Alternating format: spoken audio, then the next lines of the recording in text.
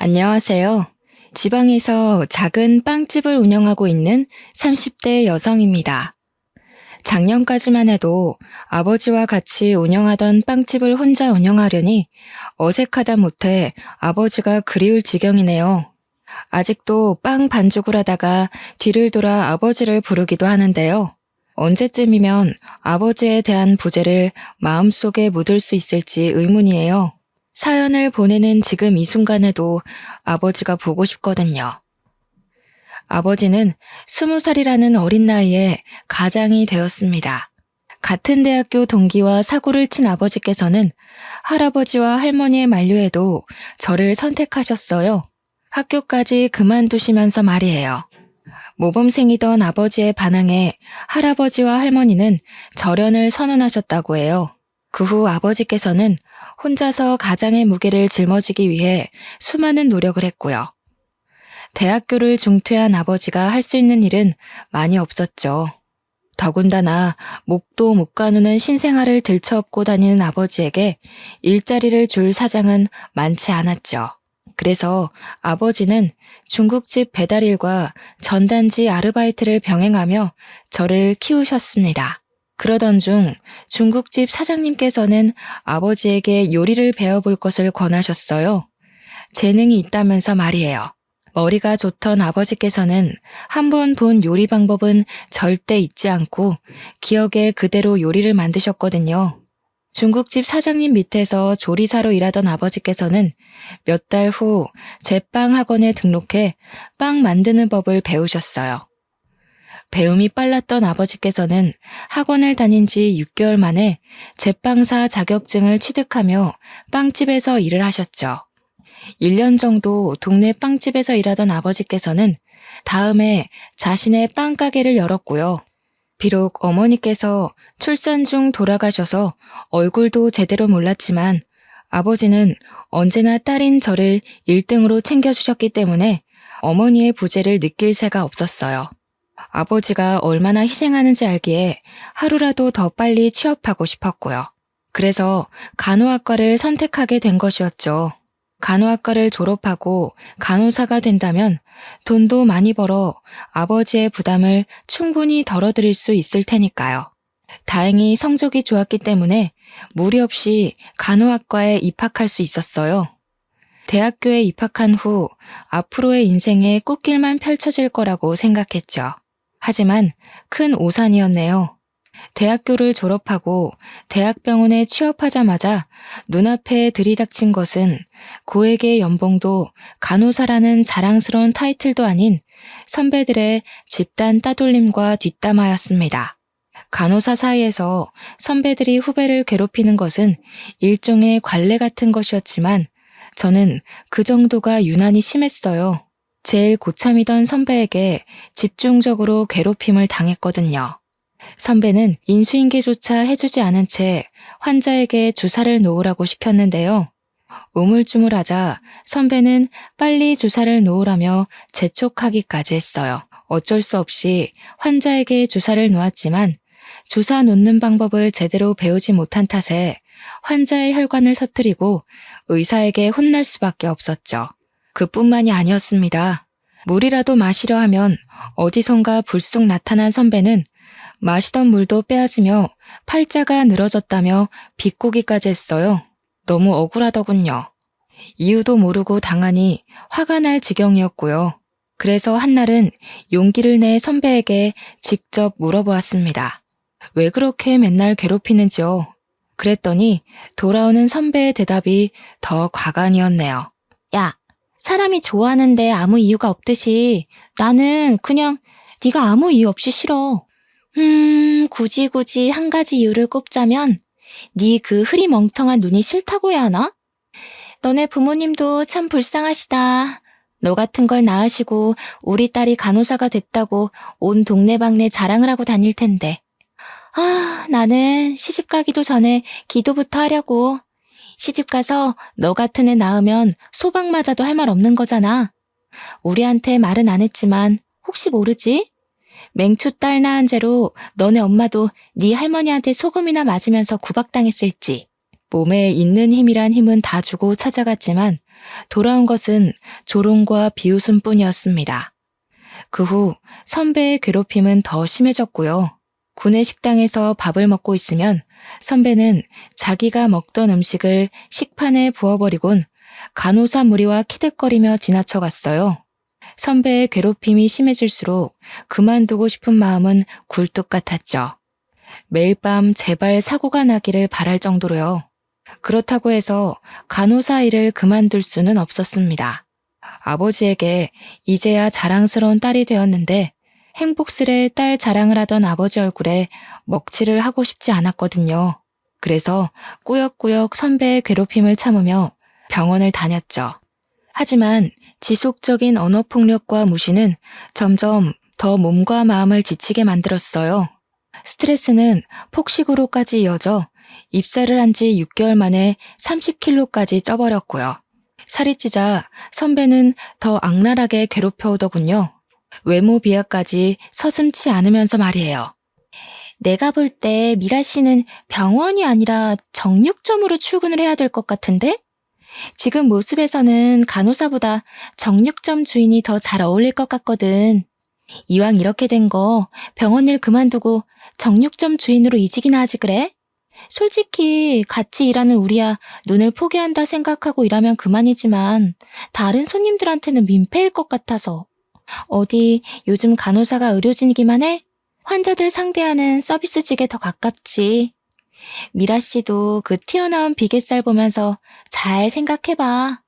미라 씨가 환자고 같은 간호사가 있으면 날씬하고 일 잘하는 간호사한테 자기 몸을 맡기고 싶겠어? 선배의 괴롭힘이 심해지자 머리부터 발끝까지 스트레스가 번져 출근조차 하지 못하겠더군요. 그래서 결국 모든 것을 다 포기한 채 간호사가 된 지 1년 만에 병원을 그만두게 된 것이었죠. 모든 사실을 알게 된 아버지께서는 불같이 화를 내시며 당장 병원에 달려갈 듯 소매를 걷어붙이셨어요. 하지만 못되기로 둘째가라면 서러운 선배가 아버지가 운영하는 빵집을 알아내 해코지를 할까 고개만 절레절레 흔들 뿐이었죠. 미련한 만큼 살까지 찐 채 아버지에게 징징거리는 스스로의 모습에 울컥 눈물이 터져 나왔는데요. 아버지께서는 이런저도 딸이라고 꼭 끌어안아 주시면서 그동안 쓰레기 같은 곳에서 잘 버텼다며 제 마음을 헤아려 주셨네요. 따뜻하게 보듬어 주시는 아버지를 보며 아버지의 딸로 태어나길 참 잘했다는 생각을 했고요. 병원을 그만둔 후 한 달 동안은 아무것도 하지 않고 방 안에만 틀어박혀 먹고 자고를 반복했어요. 그러다 아버지가 퇴근하는 시간이 되면 집 청소를 해놓으려 준비를 했습니다. 하지만 아버지는 그마저도 못하게 막으시며 그저 편하게 푹 쉬라고만 할 뿐이었어요. 처음 며칠간은 아무것도 안 하는 삶이 좋았지만 2달째가 되니 심심한 것도 심심한 거지만 아버지에게 죄송한 마음이 들었네요. 빵집을 여는 아버지께서는 6시에 일어나 빵집으로 출근해 13시간이 넘는 시간 동안 빵을 만들고 팔고 정리까지 하셨으니까요. 처음에는 무슨 일을 할까 생각부터 했습니다. 다른 병원 간호사로 일하는 것도 생각해 보았지만 또 다른 병원에서도 전과 같은 괴롭힘을 당할까 두려움이 앞서더군요. 그래서 간호사 일은 제외하기로 마음을 먹었죠.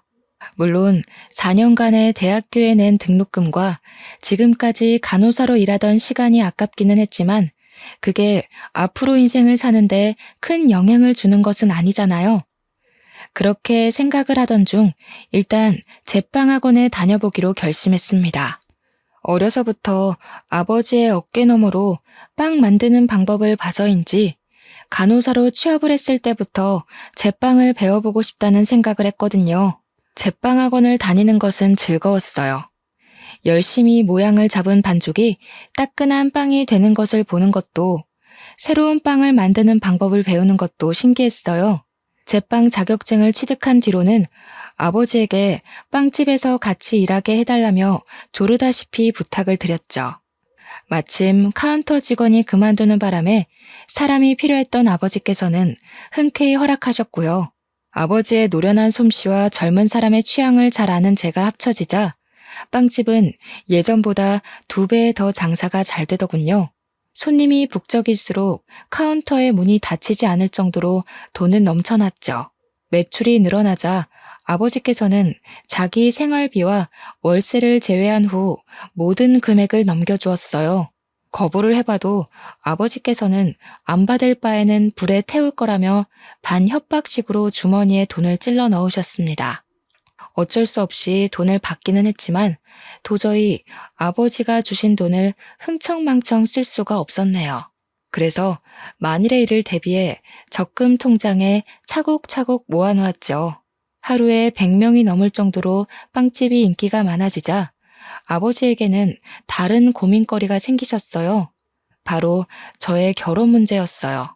28살로 홍기가 꽉 찬 저를 보며 아버지께서는 제발 괜찮은 사람과 결혼을 했으면 좋겠다고 노래를 부르셨는데요. 그런데 며칠 후 거짓말처럼 호감을 표시하는 사람이 생기더군요. 빵집 단골 손님이던 남자는 어느 날 번호가 적힌 쪽지를 주고 갔죠. 바로 위층 학원에서 고등학교 영어 강사로 일하고 있는 남자는 통통하고 귀여운 제가 마음에 든다며 용기를 냈다고 했어요. 처음에는 사람에게 입은 상처가 커 남자를 밀어내려 했지만 남자는 끊임없이 자기의 마음을 표하며 근처를 서성였죠. 결국 남자의 적극적인 애정 공세로 만남을 시작한 만남은 결혼까지 생각하는 깊은 인연으로 변하게 되었습니다. 남자는 부모님이 빨리 돌아가셔서 중학생 때부터 3살 위의 누나와 함께 의지하며 살았다고 했어요. 오히려 그 점이 마음에 들었죠. 가족이 없는 아픔을 아는 남자라면 오히려 가족의 소중함을 더 잘할 거라고 생각했거든요. 그렇게 시간이 지나고 기다리던 상견례 날짜가 다가왔습니다. 아버지께서는 내색을 하지는 않으셨지만 상견례 자리가 무척 떨려 보이셨어요. 저 또한 예외는 아니었고요. 아직 얼굴을 보지는 않았지만 남자의 누나라면 좋은 관계를 맺을 수 있다고 생각했네요. 서로 같은 아픔이 있는 사람들끼리는 더 빨리 친밀감을 쌓는 법이잖아요. 마침 상견례 장소로 정한 식당 옆으로 꽃집이 보이더군요. 꽃집 앞에는 핑크색 장미꽃이 놓여 있었어요. 그 꽃은 꼭 앞으로 시작될 앞날을 축복해주는 기분이 들었고요. 그래서 계산을 한 뒤 꽃다발을 품에 안고 식당 안으로 들어갔죠. 은은하게 퍼지는 장미 향기를 맡으며 앞으로의 앞날이 봄날이 펼쳐질 거라고 확신했습니다. 하지만 이런 확신은 예비 신우이의 얼굴을 보는 순간 산산이 부서지고 말았네요. 꿈에서조차 나올까 두려웠던 선배가 떡하니 바로 앞자리에 앉아 있었으니까요. 선배의 얼굴을 보는 순간 입가에 경련이 일어났어요. 품 안에 있던 꽃다발은 들고 있기 힘들 정도로 무겁게 느껴졌고요. 장미다발은 바닥에 떨어지자 파릇파릇하던 꽃잎들은 다 떨어져 버렸습니다. 식당 바닥에는 온통 장미 꽃잎뿐이었죠. 서 있는 자세에 그대로 얼어있자 저와 남자를 번갈아가며 쳐다보던 선배는 손을 높이 들어올려 남자의 뺨을 내리쳤죠. 있는 힘껏 말이에요. 야, 너는 주변에 만날 여자가 그렇게 없냐? 내가 평범한 애면 말을 하네. 하필 골라와도 저런 돼지 같은 애를. 최소한 사람 같은 애를 데리고 왔어야지. 이건 뭐 도살장에 끌려가는 돼지를 데리고 온 것도 아니고 차라리 이럴 거면 결혼을 하지 말고 학원이고 뭐고 다 때려치우고 시골에서 돼지 농장이나 열어. 신부감을 왜 구해? 농장 암태지 중에 아무나 하고 결혼하면 되지. 뭐? 돼지 농장? 부모 없이 열심히 살았다고 해서 좋게 봐주려고 했더니 자네가 말한 부모 없이 열심히 살았다는 게 남의 집 귀한 자식들 비아냥거리면서 부모들 생사를 다 깎아버린 걸 말하는 건가? 내가 아무리 우리 딸 시집 보내고 싶다고 해도 이건 아니지. 어른 있는 데서 버르장머리 없이 동생한테 손 찍어마는 꼴을 보면 우리 딸한테 어떻게 대할지 안 봐도 뻔하지. 자네 누나가 돼지 같다고 한 내 딸, 나한테는 눈에 넣어도 아프지 않을 귀한 자식이니 이번 결혼은 없던 일로 하겠네. 아버지께서는 손까지 떠시며 분노하셨습니다. 선배가 막대 먹은 것은 알았지만 어른 앞에서까지 이럴 줄은 몰랐죠. 아버지께서는 선배에게 따끔한 혼을 내셨지만 선배는 콧방귀를 끼며 들은 채도 안 했고요. 저 비계덩어리를 눈에 넣으신다고요? 그러다가 실명하실 텐데. 저도 아저씨 딸처럼 뚱뚱하고 굼뜬 옳게 생길까봐 걱정했는데 잘 됐네요. 둘이 결혼한다고 했으면 제가 어떻게 해서라도 이혼시키려고 했는데 제가 또 사람 피말리는 건 전문이거든요. 아저씨도 자꾸 딸 예쁘다고 감싸지만 마시고 따끔하게 혼도 내고 그러세요. 음식도 작작 먹이고요. 접시도 뜯어먹게 생긴 여자를 누가 좋아하겠어요? 소박이나 안 맞으면 다행이지. 딸 밥 해먹일 때도 고생이시겠네요. 사람만 한 수트로 밥을 지어야 하니. 그래도 아저씨 집은 좋겠네요. 바로 옆에 음식 처리기가 떡하니 버티고 서 있잖아요. 아, 그것보다는 밥값이 더 많이 들려나? 누나, 도대체 언제까지 이럴 거야? 누나 때문에 도망간 애들이 한둘인 줄 알아? 이럴 거면 상견례 자리는 왜 따라오겠다고 한 거야? 매번 누나 때문에 이런 식으로 결혼 엎어지는 것도 지겨워. 차라리 계속 깽판을 치고 싶은 거면 누나야말로 상견례 자리에서 이러지 말고 차라리 개싸움하는 데를 가라고. 너 고작 저 비계덩어리 때문에 나한테 화내는 거야? 부모님 돌아가시고 내가 너를 어떻게 키웠는데 도대체 뭐에 홀려서 나한테 이러는지는 모르겠지만 너 정신 똑바로 차려. 와이프는 얼마든지 바꿀 수 있어도 피나는 형제끼리는 죽을 때까지 같이 가는 법이야. 막말로 전현이 바람이라도 피우고 나면 너 어쩔 건데? 저 아저씨가 네 편 들어줄 것 같아? 이 세상에 네 편 들어줄 사람 나밖에 없을걸? 이 세상에 내 편 들어줄 사람이 누나밖에 없는 게 아니라 이 세상에 나를 제일 괴롭히는 사람이야. 이 결혼 깨지면 다시는 누나 안 볼 테니까 그런 줄 알아. 상견례가 끝난 후 남자는 매일같이 저희 집 앞을 찾아왔어요. 누나의 잘못까지 자신이 빈다면서요. 하지만 아버지는 단호하게 남자를 밀어내셨죠. 언제나 다정하시던 아버지의 환한 모습에 당황하기도 했습니다. 이만하면 봐줄만도 한데 아버지께서는 절대 물러나지 않으셨거든요. 하지만 한편으로는 이런 아버지가 있다는 것이 고맙기도 했네요. 아버지가 아니었다면 바보 같은 저는 얼렁뚱땅 남자의 사과에 넘어가 빚지는 결혼을 했을 테니까요. 아버지가 계속해서 강한 태도로 나오자 급기야는 선배까지 집 앞으로 찾아오더군요. 선배는 자신이 경솔했다며 제발 이 결혼만은 진행해달라고 했습니다. 선배의 사과를 받은 후에야 아버지는 결혼을 허락하셨고요. 결혼 후 모든 것이 순조롭게 풀릴 것 같았지만 막상 식을 올리고 나니 그게 아니었어요. 결혼은 현실이란 말을 이해하게 되었죠. 어른의 도움 없이 혼자서 학업을 마쳐야 했던 남편에게는 빚이 참 많았거든요. 학자금 대출금부터 차 할부금까지 남편의 월급은 손에 들어오기도 전에 곳곳에 있는 채무자들에게 넘겨주는 셈이었죠. 그래서 모아놓은 돈으로 신혼살림을 시작했네요. 신혼집을 구하고 가구를 사서야 아버지께서 왜 그렇게 많은 돈을 저에게 주셨는지 알게 되었습니다. 다행히 차곡차곡 돈을 모아놓은 탓에 아파트로 이사를 갈 수 있었어요. 물론 20년이 지난 구축이기는 했지만 집주인이 워낙 관리를 잘해놓은 탓에 리모델링을 할 필요도 없었고 더군다나 위치가 너무 좋았죠. 새로 구한 신혼집은 도보로 출근을 할 수 있었습니다. 신혼집을 구하고 가구로 집을 채워놓고 나니 딱 절반 가까운 금액이 수중에 남더군요. 남은 돈은 당연히 아버지에게 드렸고요. 남편 또한 아버지에게 지원받은 것이 있으니 당연히 수긍할 거라고 생각했죠. 하지만 남편은 저와 생각이 많이 다른 것 같더군요.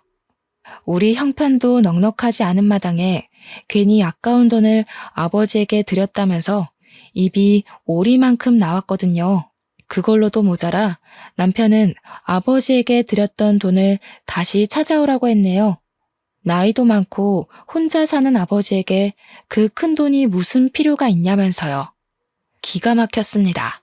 남편을 비하하는 것은 아니었지만 집을 사는데 돈을 보태기는커녕 몸만 달랑 들어온 주제에 마치 돈주인이라도 된 듯이 뻔뻔하게 나오는 것을 전혀 이해할 수 없었어요. 그래서 꾹 다물었던 입을 연 것이었죠. 내가 치사하게 들릴까봐 이런 말까지는 안 하려고 했지만 당신 좀 너무한 거 아니야? 집 사는데 10원 한 장 안 보탰으면서 돈 욕심은 왜 그렇게 많은 건데? 누가 보면 집이며 차며 다 당신 돈으로 해온 줄 알겠어. 당신이 지금 아파트에서 배 따시게 자서 까먹었나 본데 우리 형편에 이 정도 평수 아파트에서 비싼 가전제품 들이고 사는 게 다 누구 덕분인데. 아빠 돈 아니었으면 우리가 이렇게 살 수나 있었겠냐고. 아, 그래. 네 본심이 이거였네. 그래. 나 부모도 없고 가진 것도 없어서 장가 올 때 빈손으로 들어온 능력 없는 놈이다. 근데 그게 뭐 어때서? 모르고 결혼한 것도 아니고 다 알고 결혼했으면서 이제 와서 그거 가지고 걸고 넘어지는 이유가 뭔데? 애초에 결혼이라는 게 왜 있는 건데? 서로 부족한 점 있으면 채우고 살라고 있는 거잖아. 나도 나지만 당신도 잘난 거 하나 없으면서 서로 보듬고 사는 게 당연한 거잖아. 그까짓 돈 얼마나 한다고 남편 속까지 들치면서 말썽을 피우는지. 우리 사정 뻔히 알면서 장인어른도 그러시는 거 아니야. 빵 반죽만 주무르는 사람이 그 많은 돈 쓸 데가 어디 있다고. 내가 부모였으면 형편 어려운 딸내 부부한테 줬을 거라고. 늙으면 욕심만 많아진다고 하더니 장인어른이 딱 그 꼴이잖아. 당신, 우리 아빠한테 어떻게 그런 말을 할 수가 있어. 우리 아빠 표현은 안 하지만 당신 엄청 아끼셨어. 그리고 돈 필요할 때마다 우리 아빠한테 몰래 가서 용돈 달라고 손 내밀었던 거 내가 몰라서 가만히 있었는지 알아? 당신이 우리 아빠한테 가져간 돈만 다 합쳐도 돈 1,000만 원은 나와. 근데 뭐? 우리 아빠가 늙어서 욕심만 많아? 나는 무슨 일이 있어도 그 돈 다시 못 가져오니까 그렇게 돈이 가지고 싶으면 당신이 직접 대리운전을 하던 편의점 아르바이트를 하던 일하면서 벌어. 애초에 성인이면 자기가 쓸 돈은 자기가 책임지는 게 당연한 거잖아? 그래, 고아 주제에 아빠 잘 만나서 호강에 코 박은 마누라한테 내가 뭘 바라겠냐? 그냥 닥치고 돈이나 벌면서 처가살이나 해야지. 반박할 말이 없는지 남편은 씩씩거리며 화만 낼 뿐이었어요. 돈 문제로 다투고 난 후에는 감정이 상했는지 일주일 정도 각방을 썼고요. 남편의 행동이 지나치다는 것은 알았지만 얼굴을 붉힐 정도로 심한 일도 아니었기에 그냥 넘어가려고 했는데요. 먼저 신우이에게 전화가 오더군요. 신우이는 전화를 받자마자 입에 담지 못할 상스러운 말들로 귀를 더럽혔습니다. 어찌된 영문인지 신우이는 아버지에게 드린 돈의 행방을 알고 있더군요. 추측하는 것은 간단했어요. 입이 50원짜리 동전보다 싼 남편이 그 사이를 못 참고 신우이에게 돈 때문에 싸운 것을 일러 바친 것이었죠. 신우이는 세상이 아무리 좋아졌지만 어디 남편에게 바락바락 언성을 높이냐면서 혼을 내기 시작했습니다. 병원에서 저를 괴롭힐 때처럼 말이에요. 하지만 그때처럼 가만히 당하고만 있지는 않았네요. 형님이 이렇게까지 저희 부부 지갑 사정을 생각해 주시는 줄 몰랐네요. 이럴 줄 알았으면 형님한테 명품백이 아니라 그냥 결혼식 기념 뷔페 이용권이나 드리는 건데 제가 생각을 잘못했네요. 그럼 말 나온 김에 제가 형님한테 사드린 명품백 먼저 다시 돌려주시겠어요? 그 가방 판돈이면 저희 아버지 드린 돈만큼은 못하더라도 우리 그이 차 할부금 갚을 돈은 될 것 같은데요. 아시다시피 저희 아버지는 연세가 있으시잖아요. 나이 들어서 아픈 게 제일 서럽다는데 그래도 돈은 있어야죠. 가방은 저희 집 주소로 보내주시면 돼요. 가방 이야기를 꺼내자 신우이는 언제 떠들었냐는 듯이 가만히 있었습니다. 남의 돈으로 생색은 내고 싶지만 자기가 가진 걸 포기하면서까지 남편을 돕고 싶지는 않았던 것이죠. 이번 일로 잘 마무리되면 좋았겠지만 남편과 신우이는 여러 번 사건 사고를 일으키며 머리를 아프게 했어요. 사치가 심한 신우이는 언제나 생활고에 시달렸습니다. 월급을 받는 족족 미친 듯이 카드를 긁던 신우이는 부업을 시작한다고 했고요. 신우이가 선택한 부업은 보험이었어요. 보험 영업을 뛰는 친구를 따라 시작한 것이었죠. 신우이가 살가운 척을 한 것도 보험을 시작한 후부터였습니다. 빵집 근처에는 코빼기도 안 비치던 신우이는 병원 일이 끝나면 빵집으로 달려와 보험을 들라며 아버지와 저를 꼬시려고 했죠. 필요한 보험이라면 들어줄 법도 했지만 신우이는 50만 원이나 되는 종신보험을 가입하라며 서류를 내밀었어요. 터무니없는 가격에 놀라 손사래를 칠 때면 신우이는 다 피가 되고 살이 되는 보험이라며 들라고 강요를 했습니다. 참다 못한 아버지께서 호통을 치자 신우이는 그제서야 보험 서류를 가방에 집어넣었고요. 그 후 신우이는 저희 가족에게 보험을 들라는 강요를 하지 않았어요. 신우이가 드디어 정신을 차렸다고 생각했죠. 하지만 그 생각은 오래가지 못했네요. 우연히 확인한 남편의 통장에서는 꾸준히 50만 원이 빠져나가고 있었거든요. 남편에게 50만 원의 행방을 묻자 처음에는 노트북을 사서 그런 거라며 변명을 했어요. 하지만 계속 추궁하자 신우이에게 종신보험을 들어주었다고 실토를 했죠. 남편이 신우이에게서 말도 안 되는 보험을 들어준 것도 화가 났지만 제일 어이가 없었던 것은 신우이였습니다. 자신의 사치를 하기 위해 하나밖에 없는 남동생에게 말도 안 되는 보험을 팔아먹다뇨. 남편의 벌이가 좋았다면 그런가 보다 하고 넘어갔을 수도 있지만 한 달에 300 남짓 버는 사람에게 50만 원은 너무 큰 돈인 거잖아요. 더군다나 학자금 대출과 차 할부금까지 있는 것을 뻔히 알면서 보험을 들라고 강요하다뇨. 당장 보험을 해지하라 말했지만 남편은 요즘 신우이의 사정이 넉넉지 않아 자신이 해지하면 큰일이라고 하더군요. 큰일 나겠지. 백화점에서 룰루랄라 돈 쓸 생각에 신나 있었는데 당신이 보험 해지라도 해봐. 돈 물어주느라 백화점 쇼핑은커녕 밀려있는 카드값도 못 낼 텐데. 형님도 진짜 너무해. 학자금 대출이랑 차 할부금만으로도 빠듯해서 허리 졸라매고 사는 거 뻔히 아시면서 어떻게 50만 원이나 되는 엉터리 보험을 다른 사람도 아니고 동생인 당신한테 들라고 하셔? 아무리 사기꾼이어도 자기 가족은 안 건드린다는데 형님은 도대체 뭐야? 하나밖에 없는 가족이면서 도와주지는 못할 망정 다 부러진 허리에 빨대 꽂으려고 하잖아. 졸라매다 부러진 허리 보는 게 안타까웠으면 당신이 누나 보험 들어줬으면 됐잖아. 일을 꼬이게 만든 게 누군데? 가게 돈통만 털어와도 그까짓 50만 원은 그냥 내겠구먼. 그까짓 50만 원 가지고 유나는.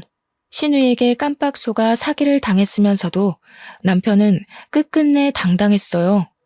아니 오히려 뻔뻔하게 턱을 치켜들었습니다. 그래서 직접 나서기로 했죠. 병원을 찾아가자 예상대로 신우이는 오리발을 내밀더군요.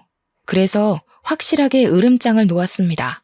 당장 남편 앞으로 들어놓은 보험을 해지하지 않는다면 보험 사기죄로 고소를 한다고요.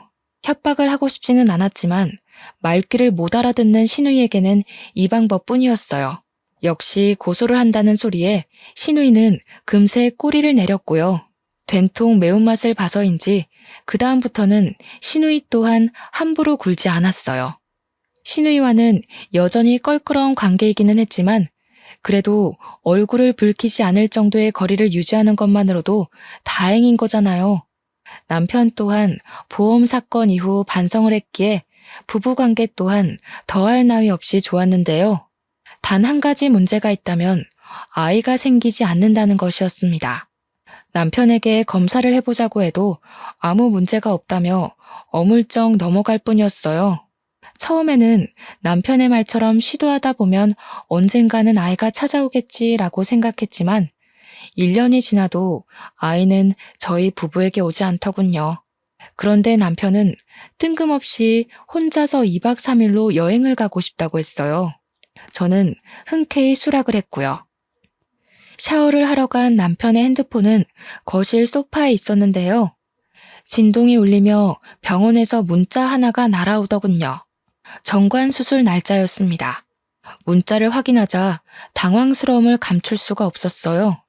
이세를 얼마나 가지고 싶어 하는지 아는 장본인이 정관 수술이라뇨. 그래서 샤워를 하고 나온 남편에게 핸드폰을 보여주며 물어보았습니다.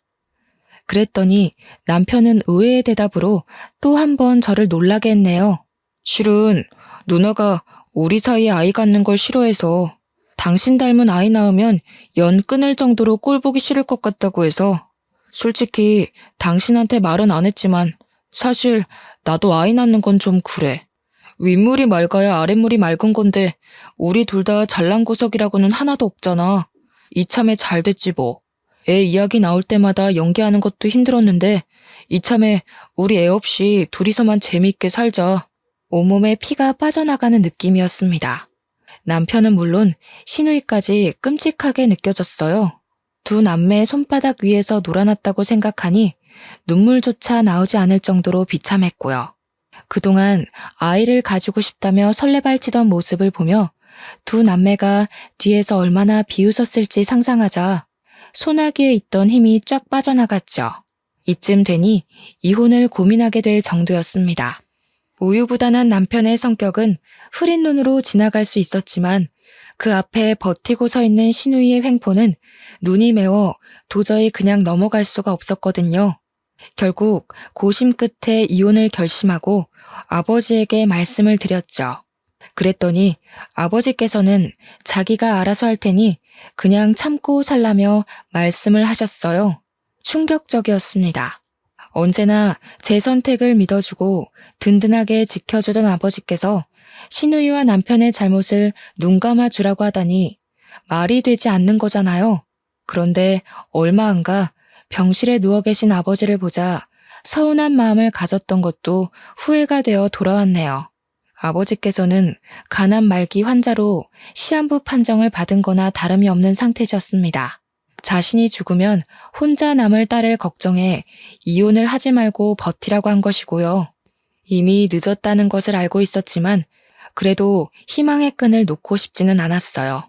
아버지가 없는 세상에서 혼자 사는 것은 도저히 상상할 수가 없을 만큼 끔찍했으니까요. 하지만 아버지는 이미 늦었다면서 씁쓸한 미소를 지으시며 남은 시간을 항암 치료나 하면서 허비하고 싶지 않다고 말씀하셨어요.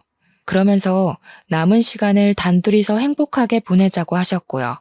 그래서 빵집까지 닫으며 그동안 가게를 운영하느라 그간 가보지 못했던 제주도 여행도 가게 되었습니다. 그런데 제주도에서 돌아온 후 아버지께서는 뜬금없이 빵가게를 이전한다고 말씀하셨어요. 당황스러웠지만 언제나 옳은 선택을 하시던 아버지였기에 이번에도 믿고 따르기로 했죠. 이사 간 곳의 건물주 아저씨는 참 다정하고 친절한 분이셨어요. 건물주 아저씨는 의사로 노후를 위해 건물을 매입했다고 설명하셨네요. 빵가게를 이전한 후 아버지의 상태는 급격하게 나빠지셨습니다. 혼자서 빵가게를 운영하게 되자 막막해지는 기분이었어요. 당장이라도 병원에 계신 아버지에게 달려가고 싶을 만큼 카운터에 혼자 남겨진 것이 두려웠죠. 하지만 그럴 때마다 힘이 돼준 것은 건물주 아저씨였습니다. 아저씨께서는 퇴근 시간마다 들러 위로를 해주시면서 청소 같은 것도 도와주셨어요. 숨겨진 아저씨의 딸이 아닐까라는 우스운 생각을 할 정도로 아저씨는 저를 세입자 그 이상으로 생각해 주셨죠. 마치 자신의 친딸처럼 말이에요. 사모님 또한 정말 좋은 분이셨습니다.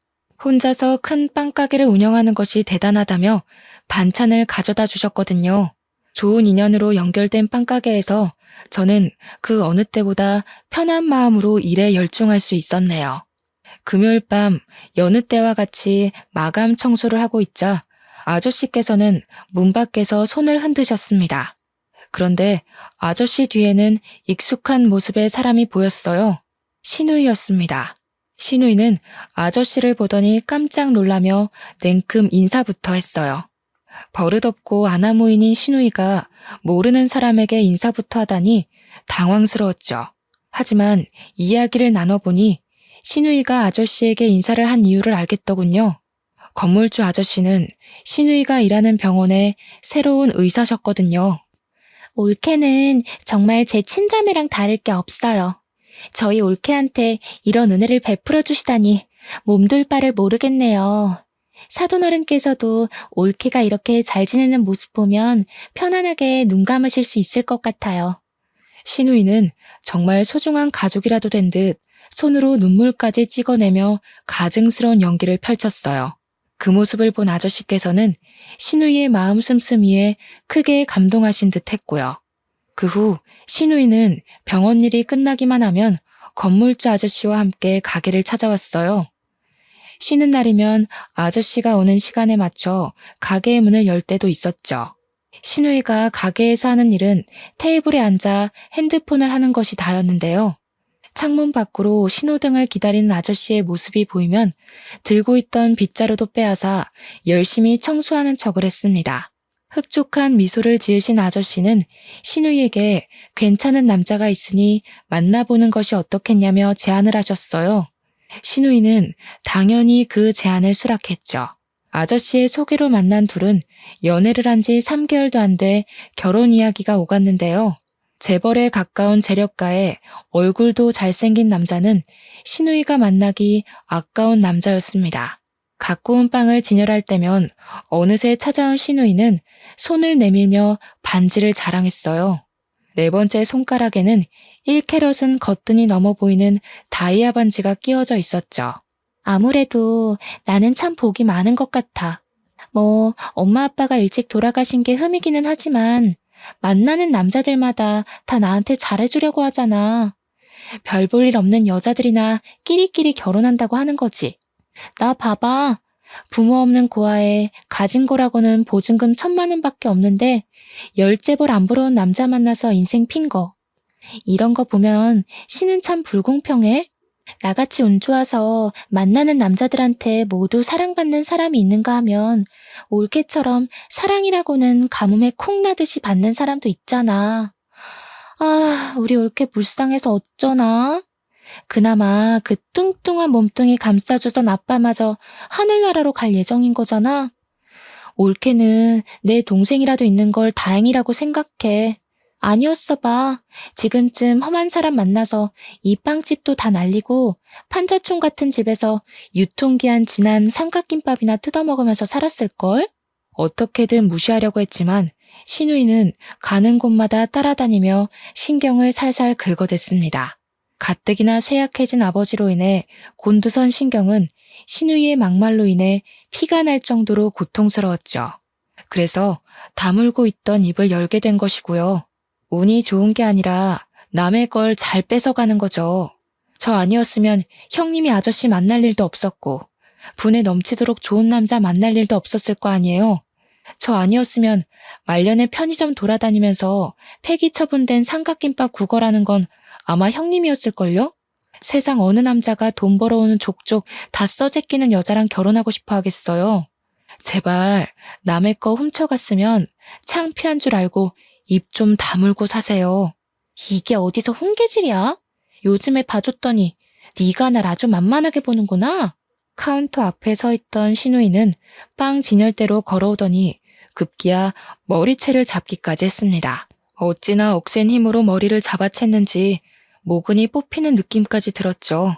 질 수 없어 힘겹게 팔을 들어 길게 늘어진 신우이의 머리채를 잡자 신우이는 가게가 떠나가라 비명을 질렀어요. 그런데 때마침 들어온 아저씨께서는 그 모습을 보더니 화들짝 놀라며 들어와 저희 둘을 뜯어 말리셨죠. 눈을 치켜뜨던 신우이는 아저씨를 보자 금세 눈물을 글썽이며 불쌍한 척 연기를 했습니다. 바로 해명하려 했지만 급기야 다리에 힘이 풀린 척 연기까지 하는 신우이를 보자 어이가 없어 말이 나오지 않을 정도였어요. 그 모습을 보던 아저씨께서는 신우이 편을 들며 윗사람에게 그러면 안 된다며 저를 꾸짖으셨고요. 그날 일이 있은 후 아저씨께서는 저희 가게로 들러 가족끼리 친하게 지내야 된다고 하셨습니다. 더 이상 신우이에 관해서 말을 하기 싫어 그냥 고개만 끄덕였죠. 그러자 아저씨께서는 신우이의 칭찬을 하셨어요. 요즘 같은 세상에 시부모에게 잘하기 위해서 잘 다니던 직장까지 그만두고 요리학원에 다니며 열심히 신부 수업을 받는 처녀가 어디 있냐면서요. 결국 신우이 편만 드는 아저씨를 보며 결국 폭발하고 말았죠. 가식덩어리 안에 숨겨진 신우이의 음흉한 진짜 속내를 모르는 아저씨가 밉게만 느껴졌거든요. 그래서 신우이의 모든 실체를 까발렸죠. 하지만 아저씨께서는 단지 신우이에 대한 질투 정도로 넘기며 신우이와 사이좋게 지내라는 말만 할 뿐이었어요. 단시간 안에 아저씨를 자신의 편으로 구워 삶은 신우이를 보며 손뼉을 칠 수밖에 없었고요. 그래서 집에 더 빨리 들어갔습니다. 신우이의 실체를 아는 아버지라면 무조건 편을 들어주실 게 분명했거든요. 집에 문을 열고 깜짝 놀랄 수밖에 없었네요. 아버지께서는 의식을 잃은 채 거실 바닥에 쓰러져 계셨거든요. 한 손에는 아버지가 좋아하시던 닭발이 들려 있었습니다. 그게 어찌나 마음이 아프던지 저는 황급히 아저씨에게 전화해 아버지를 병원으로 옮겼지만 끝내 아버지께서는 눈을 뜨지 못한 채 세상을 떠나셨어요. 중요한 수술이 잡혀 있다던 아저씨께서는 장례식장까지 잡아주시며 최선을 다해 도와주셨습니다. 그저 고마울 뿐이었죠. 아저씨가 나가고 넓은 장례식장 안에 혼자 있자 쓸쓸함과 서러움이 한꺼번에 밀려오더군요. 그래서 남편에게 황급히 전화를 건 것이고요. 허우대뿐인 남편이라고 해도 지금은 그 허우대라도 필요했거든요. 하지만 남편은 몇 통의 전화를 해도 받질 않았습니다. 결국 혼자서 텅 빈 장례식장을 지켜야 했죠. 불행 중 다행인 것이 있다면 장례식장에 온 사람이 손에 꼽을 만큼 적다는 것이었어요. 장례식에 온 사람들을 맞을 때면 내가 왜 이곳에 있는지 까먹을 정도로 아버지의 죽음은 멀게만 느껴졌는데요. 아버지의 영정사진을 마주할 때면 아버지의 죽음이 코앞으로 다가와 숨통을 조여오더군요. 숨쉬는 것도 버거운 고통에 눈물조차 흐르지 않았습니다. 가슴을 두드리며 힘겨워하고 있을 때 진한 술 냄새가 느껴졌어요. 주인은 바로 신우이였죠. 술에 거하게 취한 신우이의 한 손에는 초록색 병이 들려 있었죠. 신우이는 오자마자 바닥에 누워 꼬부라진 혀를 놀리기 시작했습니다. 누굴 닮아 사교성이 없나 했더니 다 지아비를 닮아서 그런 거였어. 그런 게 아니면 장례식장에 개미 한 마리 없는 게 말이 되겠냐고. 이게 다 인생을 잘못 살았다는 증거지. 오지도 않는 사람 기다리면서 시간 낭비, 돈 낭비할 바에는 그냥 밖에서 돗자리 하나 깔고 앞에 사진이나 놓는 게 훨씬 낫지 않나? 나 같으면 창피해서라도 빨리 발인하고 집에 갈 텐데. 올케는 참 낯짝도 두꺼워. 원래 피부 껍데기가 두꺼워서 그런 건가? 형님, 아무리 제가 밉다고 해도 그렇지 어떻게 저희 아버지 마지막 가시는 길까지 따라와서 행패를 부릴 수가 있으세요? 제가 형님한테 뭘 그렇게 잘못했길래 저희 아버지 장례식장까지 따라 들어와서 괴롭히는 거예요? 간호사 때부터 지금까지 아무 이유도 없이 사람 피 말리는 거 지겹지도 않으세요? 누가 먼저 시작한 건데 애초부터 난 너네 부녀 마음에 들지도 않았어. 그러면서 신우이는 꽁꽁 감춰뒀던 이유를 말하기 시작했습니다. 아버지께서는 제가 야간 근무를 할 때면 손수 도시락을 만들어 가져다 주셨는데요. 아버지가 싸다 주신 도시락을 먹는 모습을 볼 때면 자신은 느껴보지도 못한 부모의 사랑을 과시하는 것 같아 꼴배기가 싫었다고 하더군요.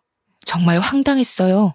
고작 그런 사소한 이유로 지금까지 아무 죄 없는 사람을 괴롭히다니 이해할 수도 없었고요. 이제 끔찍하게 예뻐해주던 아빠도 없으니 앞으로 우리 돼지 신우이는 누가 돌봐주려나? 원래 주인 없는 가축은 다른 사람한테 팔리기 마련인데 가진 거라고는 배에 낀 기름밖에 없으니 어떡하려나? 혹여라도 내 동생이 평생 너 같은 돼지 돌봐줄 거라고 생각하지는 말고 내 동생은 이미 너보다 훨씬 예쁘고 능력 좋은 애 물어서 새 출발하려고 준비 중이거든. 아마 지금도 그 애랑 같이 있을걸? 그러니까 너는 가만히 있다가 칼 들고 찾아온 미친놈한테 썰려 먹힐 준비만 하고 있어. 그게 최선이니까. 감히 내 딸한테 그게 무슨 막말이야? 신우이의 조롱을 당하고 있을 때였습니다. 뒤에서 아저씨의 호통 소리가 쩌렁쩌렁하게 울려 퍼졌죠. 깜짝 놀라 뒤를 돌아보자 아저씨는 붉어진 얼굴로 신우이를 노려보고 있었어요. 성난 아저씨의 얼굴을 본 신우이는 술에 확 깬 듯 보였습니다. 누워있던 자리에서 냉큼 일어난 신우이는 자기가 술김에 나쁜 버릇을 잡아주려 따끔하게 혼을 낸 것이라며 되도 안 되는 변명을 늘어놓았어요. 그동안 우리 딸 잘 봐달라고 분에 넘치는 선짜리도 억지로 주선해서 끼워 맞춰줬더니 어디 감히 시차짓을 하고 있어? 딸이라뇨? 그게 무슨 말씀이신지.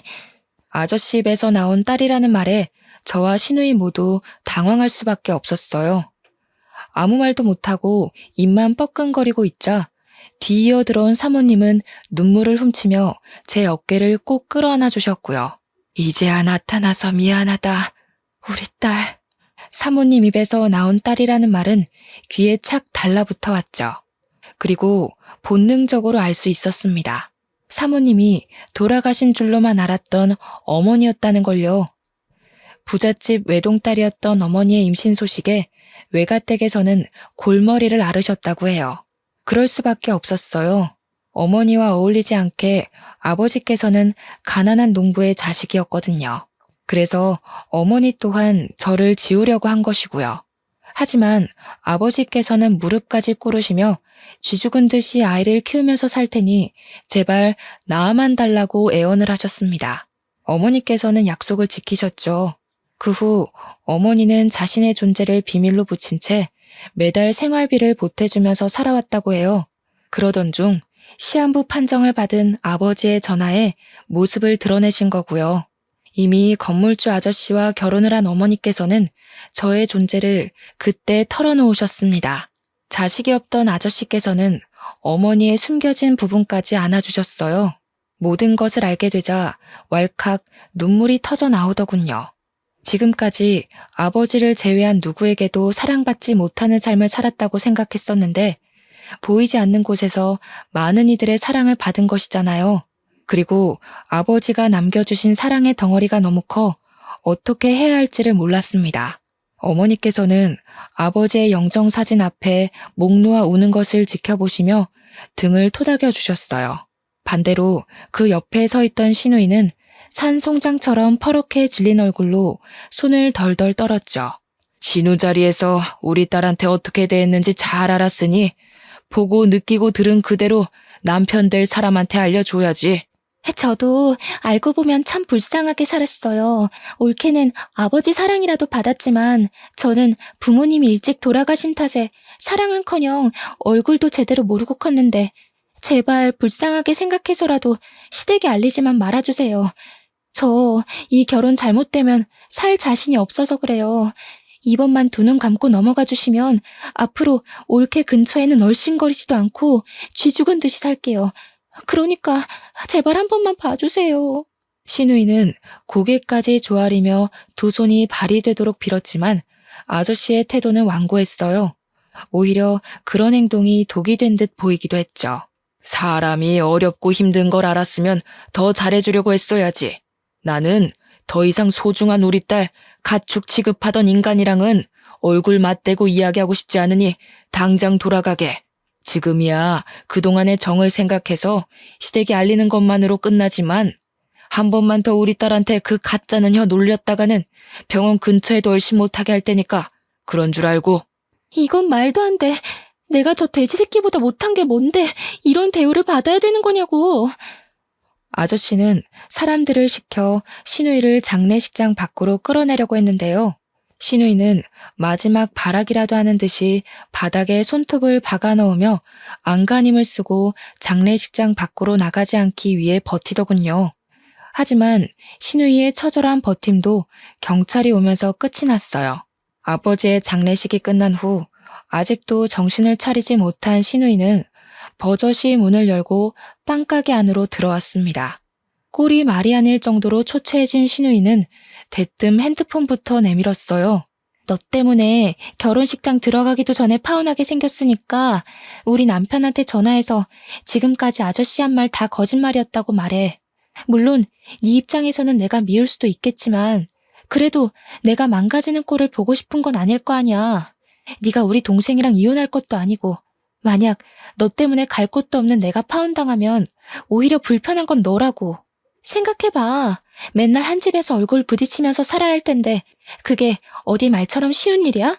그러니까 괜히 서로 얼굴 붉힐 일 만들지 말고 빨리 전화해서 다 거짓말이었다고 말해.